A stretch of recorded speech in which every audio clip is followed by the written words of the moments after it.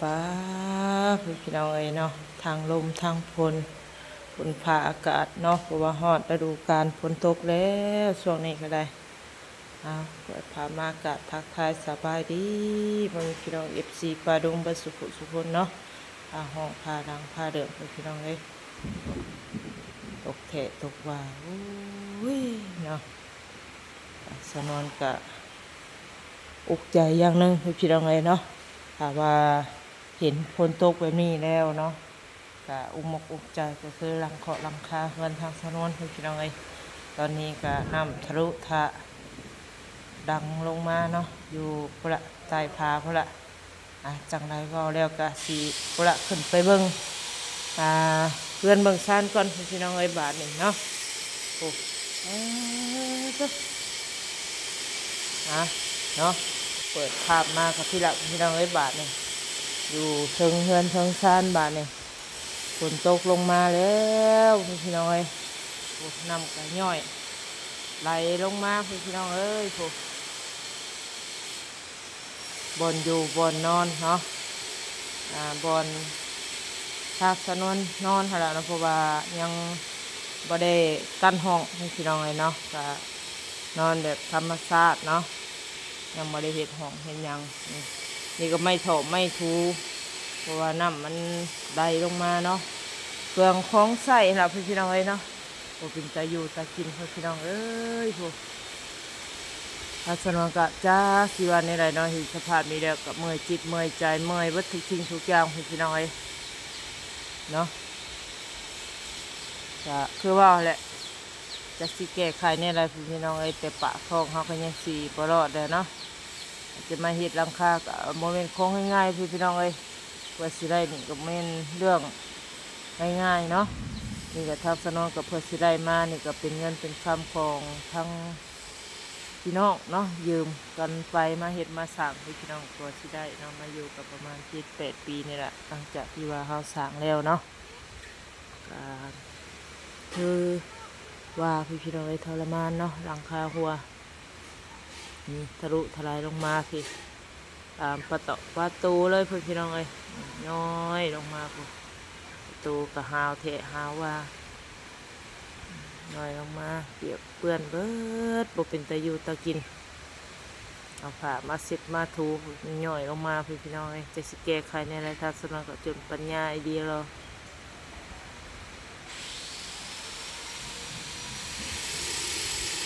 ก็คือมีทาง FC เนาะเพิ่นก็แนะนำมาอยู่เนาะ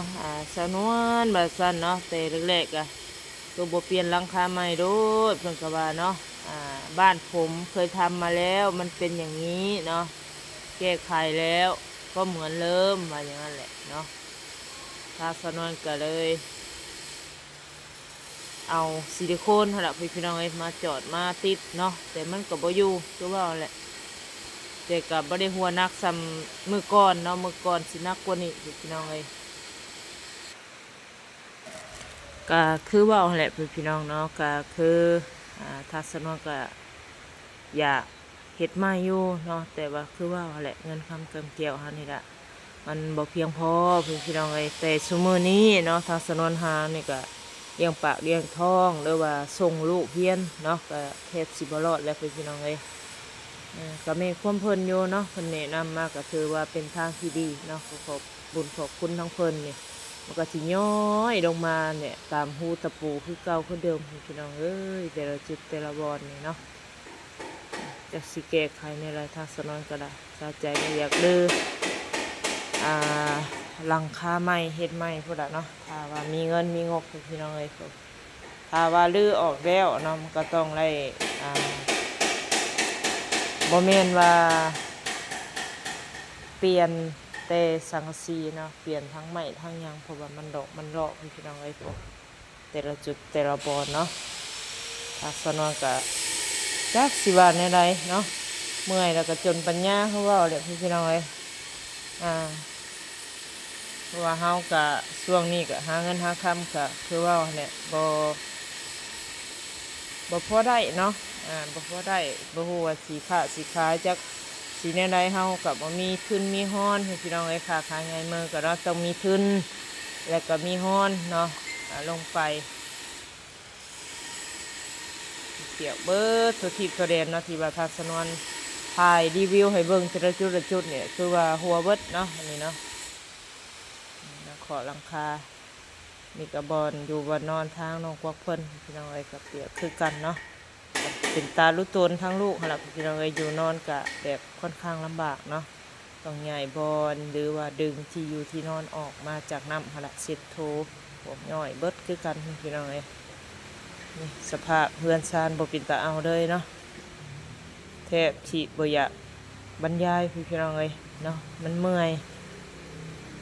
เห็นสภาพแล้วก็เมื่อยเบิดเมื่อยทั้งใจเมื่อยทั้งกายอันนี้ก็ทางเพื่อนครัวเลยพี่น้องเอ้ยกับครัวคือกันเนาะแต่จุดแต่ละบอลทั้งลบทั้งยังนี่แหละที่เปียกตามน้ำตามไม้เนาะตามไม้นี่ถือว่าหัวพี่น้องเอ้ยนี่เนาะนี่ถือว่าหัวพี่น้องเมื่อยเนาะมีบ้านไผเป็นคือบ้านทัศนวนบอเนาะแก้ไขแบบใดก็คอมเมนต์มาแนะนำทัศนวนเด้อพี่น้องเอ้ยเนาะทางน้องกวักเพิ่นนี่ก็เลยยืนเบิ่งฝนตกนำกว้างทีมเด้อพี่น้องเอ้ยเนาะตามเดินตามนี่ละหน้าบ้านทัศนวนนี่ละเนาะโอ้ขาจั่วเด้อพี่น้องเอ้ยทั้งลมทั้งฝนเนาะตีซ้ายตีขวาพี่น้องเอ้ยเนาะอันนี้ก็เปียกเปิดหมดทางเขาเนาะดินทมไม่เนาะเละเทะตุ้มเป๊ะพี่น้องเอ้ยทั้งลมทั้งฝนไปใส่แทบพอได้แล้วช่วงนี้เนาะถ้าว่าฝนตกบ่อยๆก็เรื่อยๆก็อาจจะค่อนข้างลำบากเนาะเดินทางโอ้น้ำเต็มบัดทีบัดแดนพี่น้องเอ้ยฝนตกมาแล้วก็น้ำบ่ฮู้มันมาแต่ทางใดเนาะแบบว่าตกเรื่อยๆมันก็สิอยู่โตคือว่าเนี่ยขาวจั่วเลยเปลี่ยนเบิดหน้าบ้านพุ่นละมาเนี่ยถ่ารอ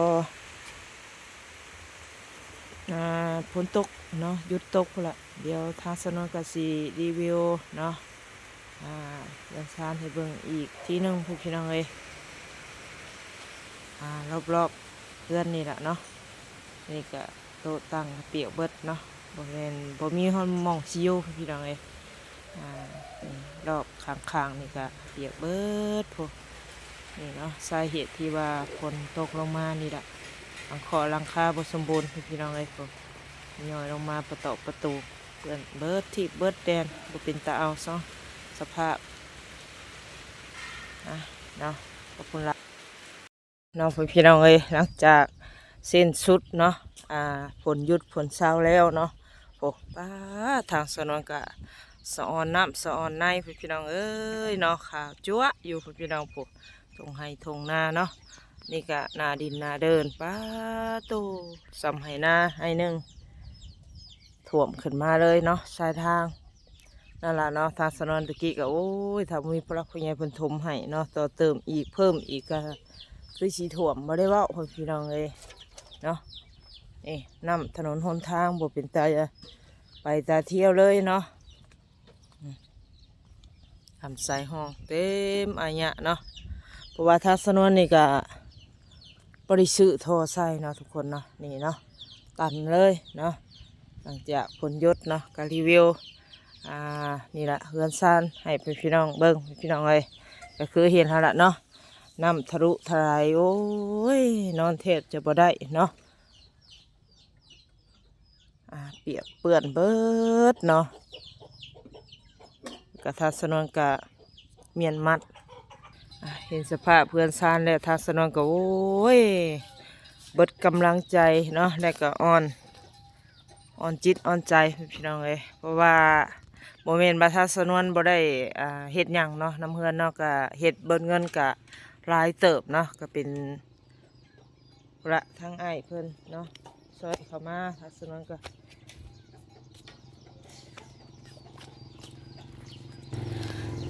ต่อเติมเนาะก็คือซื้อกาวจ้างสร้างเนาะขนไป